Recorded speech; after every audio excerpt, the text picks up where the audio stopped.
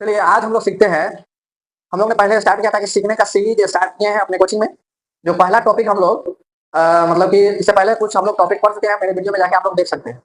आज हम लोग सीखेंगे कि हम लोग प्रूव करेंगे कि कैसे change in kinetic energy is equal to the work done. मतलब कि एनर्जी काइनेटिक एनर्जी में हम लोग चेंज होता है वो वर्क डन के बराबर कैसे होता है। मतलब कुल मिला के जो है मतलब चेंज इन काइनेटिक एनर्जी जो है ये है डेल्टा ई। डेल्टा इसको बोलते हैं डेल्टा, क्या बोलते हैं डेल्टा, और इसको बोलते हैं काइनेटिक एनर्जी। और डब्ल्यू से हम रिप्रेजेंट कर रहे हैं वर्क डन। डब्ल्यू से क्या रिप्रेजेंट कर रहे हैं वर्क डन। तो मतलब हमको इसको प्रूव करना है, तो इसको प्रूव करना है तो मतलब क्या है कि वर्क डन बराबर चेंज इन काइनेटिक एनर्जी करते हैं। सिचुएशन क्रिएट करते हैं क्या है कि मान लीजिए कि एक ब्लॉक है और एक ग्राउंड पर रखा है। ब्लॉक है, एक ब्लॉक है जिसका मास m है और ये ग्राउंड पर रखा है और ये आपका हो गया ग्राउंड। ग्राउंड के बाद इसका जो पोजीशन है, इस ब्लॉक का पोजीशन है ए पोजीशन पे है, ठीक है। इस ए पोजीशन पे तीर को हम लोग हटा देते हैं और ये जो है इस पर जब हम फोर्स अप्लाई करेंगे, एफ फोर्स अप्लाई करेंगे तो क्या ये ब्लॉक भागेगा, ब्लॉक जाएगा और ये किसी ना किसी v वेलोसिटी से आगे भागेगा। जब v जैसा ही वेलोसिटी अगर आता है तो इसमें जो है एक्सेलरेशन आएगा इस ब्लॉक में, और इस एक्सेलरेशन के माध्यम से जितना एक्सेलरेशन होगा, इतना एक्सेलरेशन बढ़ेगा उतना इसका वेलोसिटी में इंक्रीज होगा। क्योंकि एक्सेलरेशन का फॉर्मूला क्या होता है, एक्सेलरेशन का डिफिनेशन होता है change in velocity by time होता है। और ये किसी ना किसी समय पर और ये ब्लॉक भागेगा, भागते भागते एक पोजीशन कहीं ना कहीं आएगा। मान लेते हैं इसका पोजीशन जो है, इसका मास m वही रहेगा और इसका पोजीशन b हो जाएगा और ये कुछ ना कुछ डिस्टेंस ट्रेवल करेगा, कुछ ना कुछ ये डिस्टेंस ट्रेवल करेगा। इस डिस्टेंस को मान लेते हैं हम लोग s। याद रखें s जो है ये डिस्टेंस है।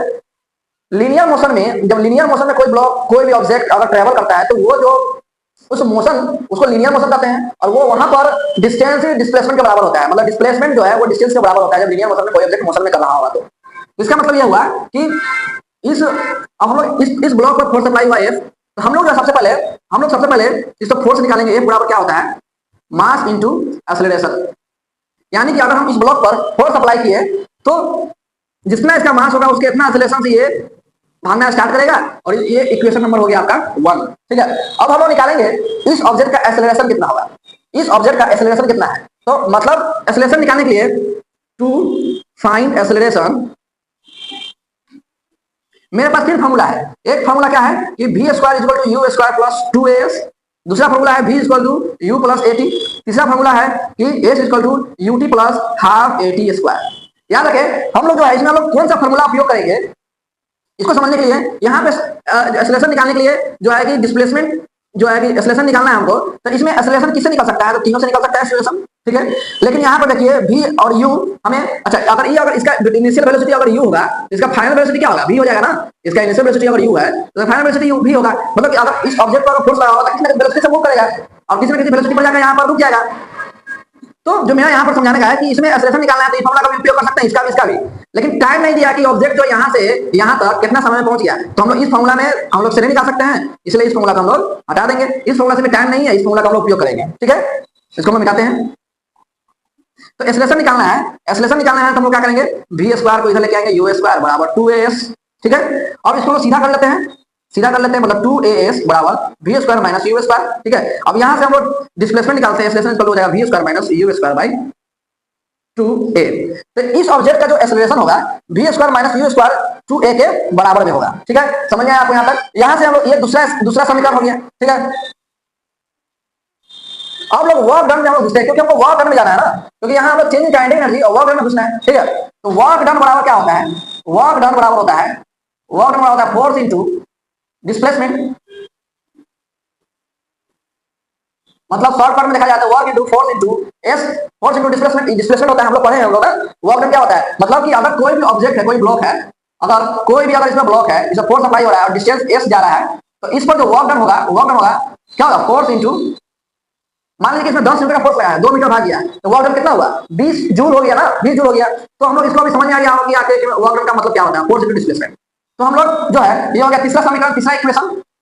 पहला और दूसरा इक्वेशन हम लोग तीसरा में डाल देंगे, ठीक है। तो लिखेंगे हम लोग equation 1 and equation 2 on equation 3। तो क्या बन जाएगा, work done equal to force का क्या है, फोर्स का यहाँ पे है मास इनटू एक्सेलरेशन, फोर्स का मास इनटू एक्सेलरेशन। यहाँ डाल दिया mass into acceleration, force is equal to mass into acceleration. अब उन्हें डिस्प्लेसमेंट कितना आएगा, displacement v square minus u square, v square minus u square by 2 है, क्या लेंगे v square minus u square बटा 2 है। इसको जो है कि हम लोग ब्रैकेट में घेर लेंगे, ब्रैकेट में घेर लेंगे, ठीक है। अब जो है कि आगे क्या चलेंगे, एक्सेलरेशन से एक्सेलरेशन कट गया, यहाँ वर्क डन ही वर्क डन होगा और m हो गया v square minus u square by 2। अब m जो है, अब इसको अलग अलग कर सकते हैं ना, m v square by 2 minus u square by 2 bracket बंद।